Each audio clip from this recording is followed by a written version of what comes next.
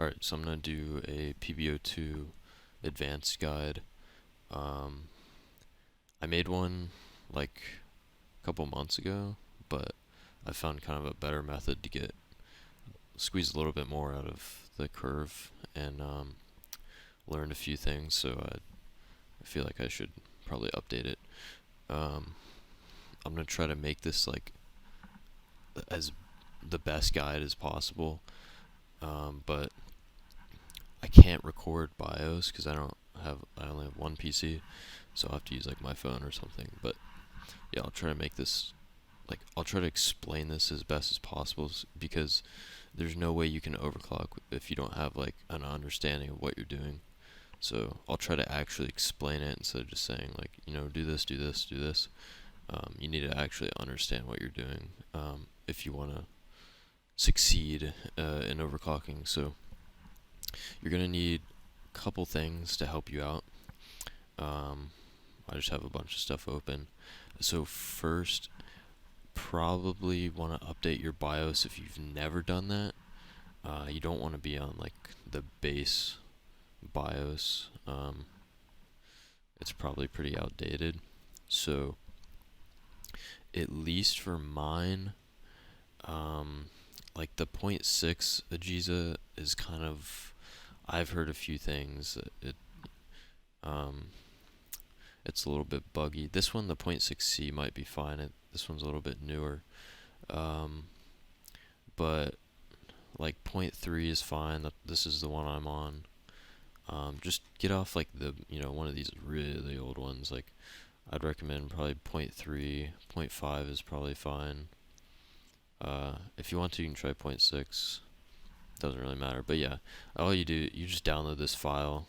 It'll be named like this. Put it on a flash drive that's formatted to FAT32. I'm pretty sure it has to be FAT32. And go into BIOS and just go to the BIOS flash. If you don't know how to do that, just Google it. It's not that big of a deal. Like, it's pretty easy. You just update it and you're good. Just know if you have any other BIOS settings, take a picture of them or something, because it will, they'll all be reset. So just keep that in mind. But yeah, just update BIOS. You want to make sure you do that. The other thing is you're going to need Ryzen Master to see what your best cores are, because those won't be able to go as low on the curve. For me, I'm on server and Ryzen Master doesn't work, and I wasn't going to spend a lot of time trying to fix it because Ryzen Master is bloatware. You only need to use it to find out which cores are your best ones. I mean, you don't even really need it. Like, you'll find that out like eventually, but it's kind of nice to know which cores like you're not going to be able to do as much anyway. But yeah, it doesn't work on the server, so that's annoying. But luckily, my old one, it was working on this version. I don't even know what Windows version this was. I installed so many different ones, but yeah, basically it'll look like this. The like silver circle is like your second best, and the gold star will be your best. If you have like a 5950X, you might have like, well, obviously you'll have more cores, but you'll have a lot. Also, keep in mind, this is core, it's denoted as core 1, but this is core 0, so it goes 0, 1, 2, 3. So if it says like core 4 is your best one, it's really core 3, like in BIOS. It's just this counts them differently. So yeah, keep that in mind. So yeah, once you know like what your best core is, take a picture, write it down, whatever. Just make sure you know which one your best is, and then make sure you uninstall Ryzen Master. I think it leaves some services behind too, so just you want to get rid of it completely. So just keep that in mind. It's kind of a bloatware kind of thing. But anyways, so yeah, once you get that, you're gonna need CPU Z. you'll see later. So yeah, just download CPU-Z. You're gonna want a Cinebench for just a rough benchmark to see how your scores are improving. I used R20 just because that's what I've always used. You can use R23. It really doesn't matter. I mean, the scores, like the numbers, will be a little different, but they're both perfectly fine. So yeah, download Cinebench. It's pretty big, so just wait it out. You're gonna want OCCT for stress testing, and then you're gonna want hardware info so that you can monitor like temps and boosting and stuff like that. Also, I don't have it pulled up, but I'm gonna upload an XML to import to Event Viewer, so I'll show how to do that now. So download the XML from my Google Drive and open up Event Viewer. I have it pinned here, but you can just search Event Viewer. So Event Viewer, you want to go up to File, or Action. You want to do Import Custom View, and then I'll just go to my thing. It'll be whea XML, and you do Open, and you can set the name and do OK. So I already have it under here, whea. So these will, or like this custom view will show if you get any whea crashes. So a whea like error crash are typically like idle crashes. So let's say you're just on Google and you move your mouse and all of a sudden your PC just goes black. It just shuts off.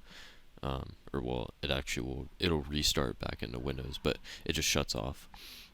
Come into here, and sometimes it takes a second for the whea error to pop up, but it will come up because I guarantee that's what it was. And it will give you this APIC ID. Now, to know which core this is, we need to make a CPU-Z report. So I'm going to open up CPU-Z real fast. Okay, so opening this up.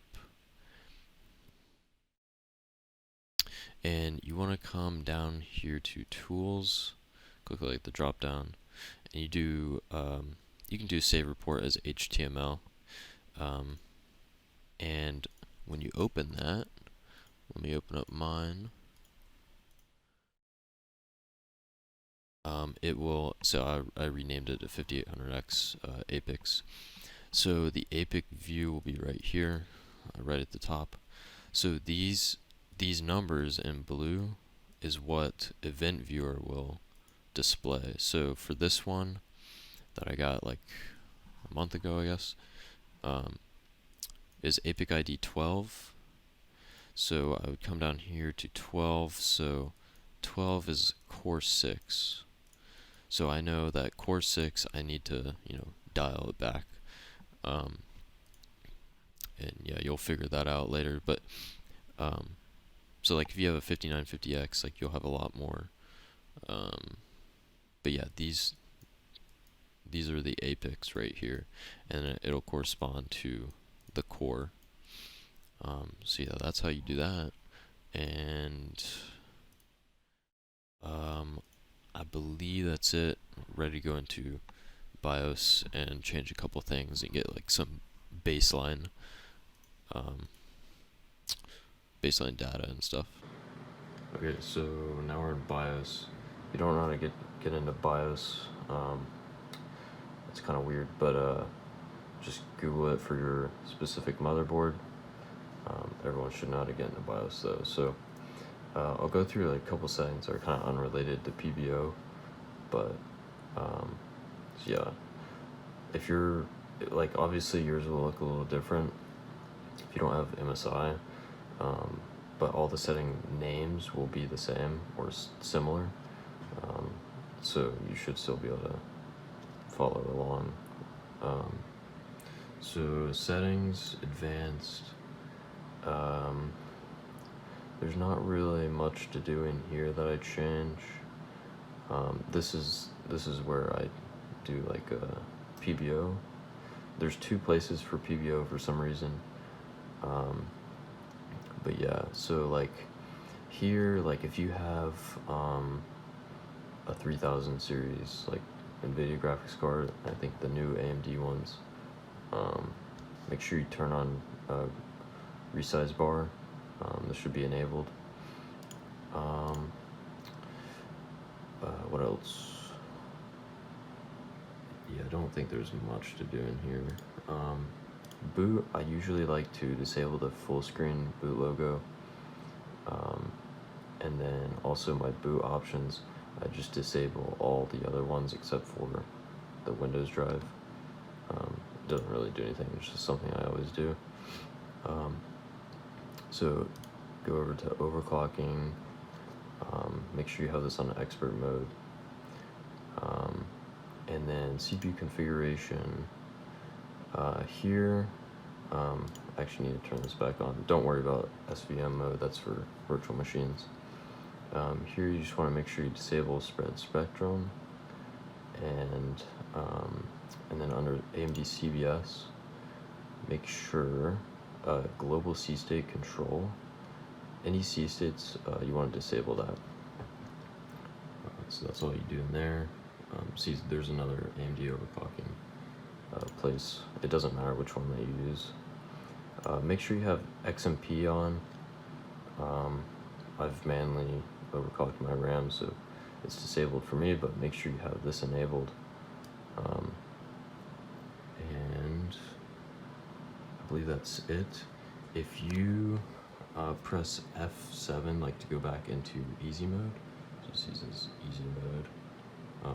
Press F7, you can go, oh no, it's not F7, my bad. It's like this main menu. You can come over to hardware monitor, and it will bring up this view, and it'll show like your fan control. Make sure you have good cooling if you're gonna overclock, preferably an AIO, like a good amount of like case fans, like a push-pull configuration, and a good airflow case. And you want to ramp these fans up like as much as you can tolerate it. You know, the faster they're spinning, the better. The other thing, if you have an AIO, you can see CPU 1, the RPM is a lot higher than the rest. So CPU 1 is where my pump is plugged into. You want to always have the pump on full speed. It shouldn't be loud at all, so it should always be full speed. That way you're getting the best cooling. But yeah, usually I just hit all full speed, and then like, I think these, no, maybe, yeah, these two are my AIO fans, and they get a little loud, so I turn them down. But the case fans, if they don't spin too fast, then full speed will be fine. But yeah, make sure you have good cooling. Okay, overclock profile, definitely recommend saving like a base profile with this. So yeah, you can just save like profiles here. Now, these profiles won't work. Like if you do like save to USB, they won't work on a different BIOS version. So usually I just save them here. That way you can always like roll back or whatever. So yeah, we'll go back to settings, advanced, AMD overclocking, and you have to accept this. So what you want to do is precision boost overdrive. So to start off with, we just want to get like a baseline result on Cinebench. So just set precision boost overdrive, set this to enabled, and do a couple runs on Cinebench and see what scores you're getting, and you know, screenshot them or whatever. But for right now, I'm just going to show advanced. So when you set it advanced, it gives you a couple options. So try my best to explain these. So PBO limits, if you're on like a 5800X or a 5600X, motherboard for me tends to be the best. I've tried setting manual limits, but motherboard always works out the best. If you have a 5950X or 5900X, you're gonna want to set these manually. So select manual, and it'll give you PPT, EDC, and TDC control.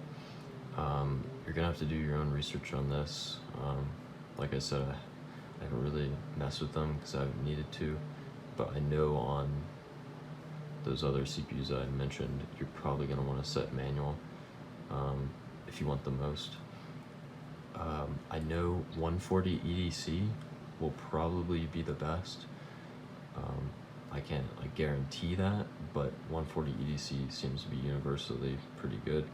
The other ones like 220 PPT and then TDC, I'm not really sure. I think that will depend on your cooling of the VRMs because TDC is a thermal limit. But anyways, scaler, you can set this to auto. I've heard of some things leaving on auto will set it to 10x, which you don't want. You want scaler on 1x. You don't want to use anything more. So auto for me sets it to 1x. I'm not going to explain how to check that. So just to be sure, you set it to manual and make sure this is on 1x. I know auto sets it to 1x, so I'm just going to leave it like that. The CPU boost clock override, you're going to want to leave this on 0 for right now, and we'll come back to it later. So the curve optimizer is what we are really interested. We're going to be doing per core because all core, you'd absolutely not be able to do the same number on all the cores. I'll tell you that right now. A lot of guides will be like, just set -30 all cores. Like, that's just not going to work.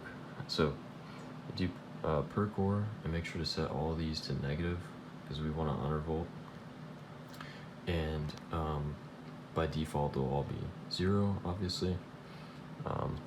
So we're just going to start at core 0 and work our way down. So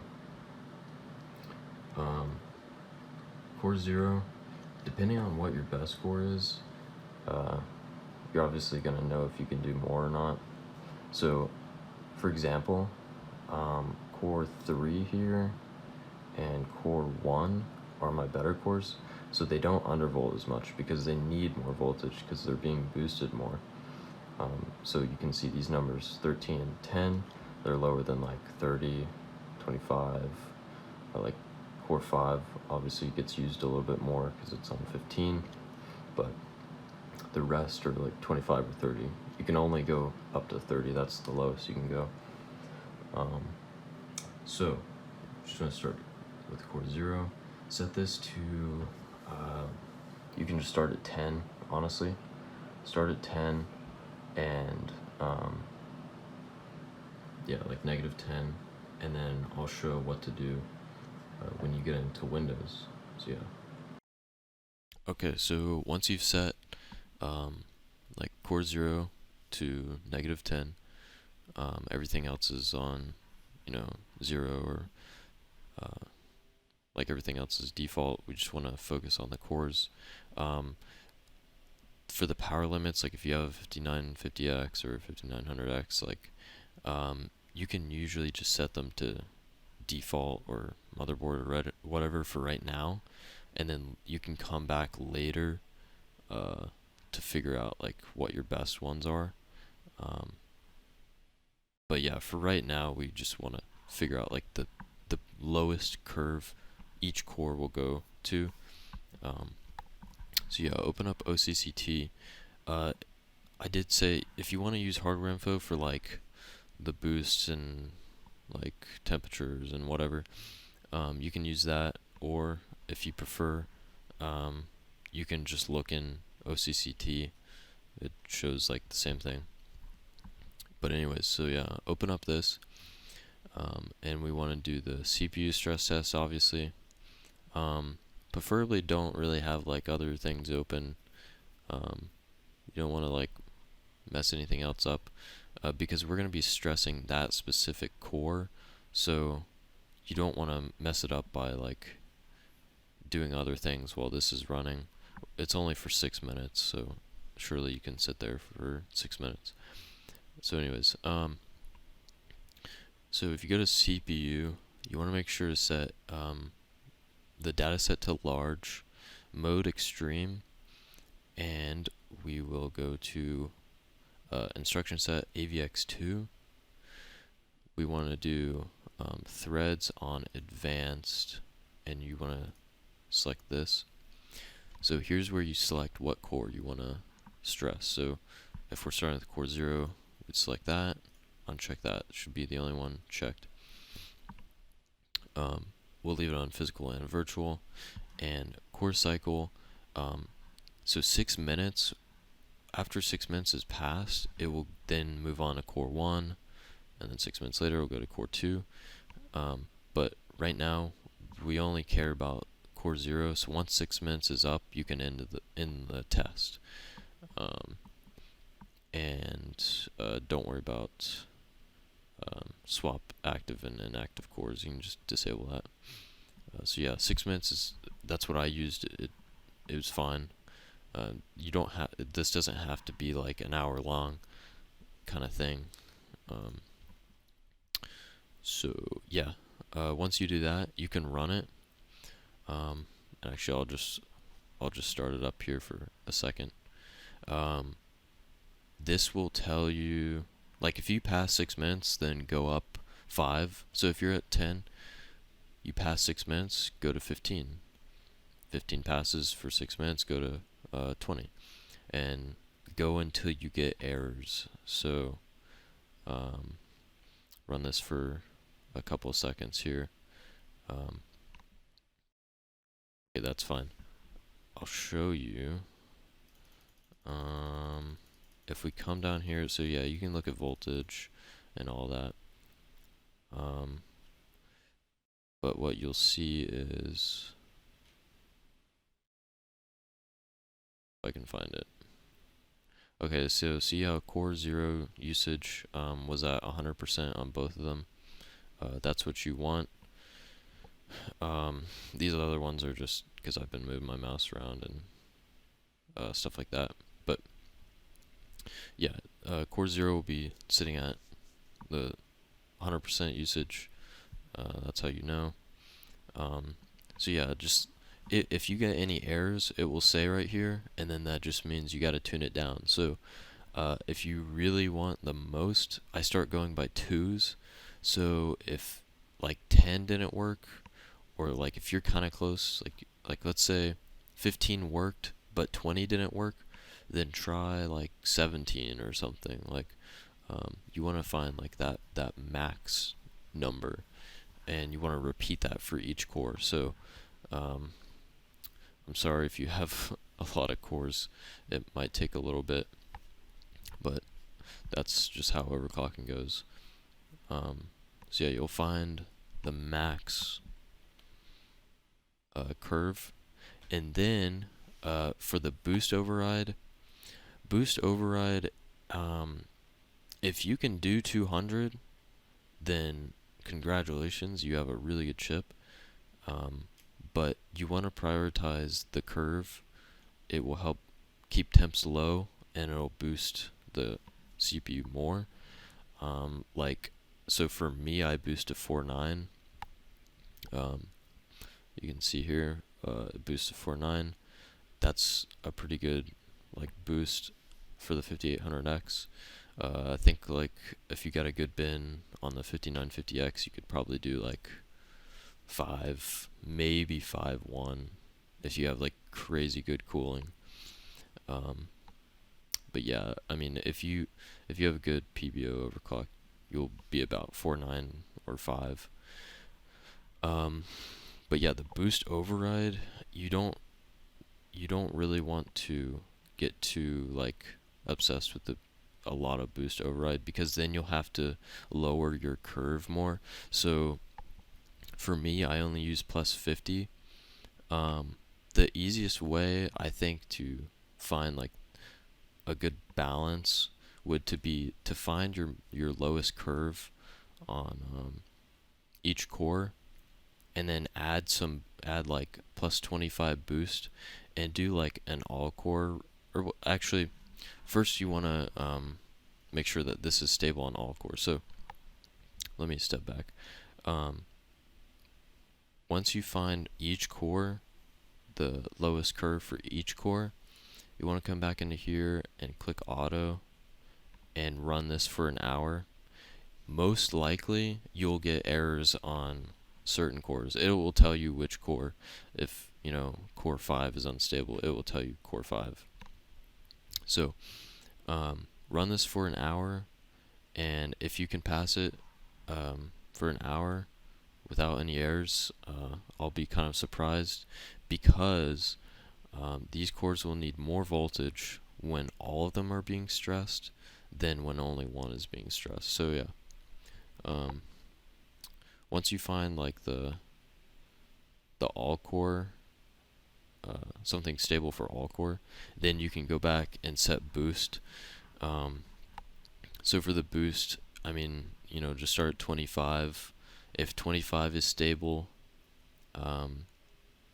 try 50, 75, keep going until it's unstable. But if you have to, so you're trying to balance the curve and the boost, but don't use too much boost, because then you'll have to like increase your curve more, or well, I guess decrease it depending on how you think. So, and you want a deep curve for the undervolt. So yeah, just keep that in mind. It's really a balancing act, but OCCT will be a good stress test.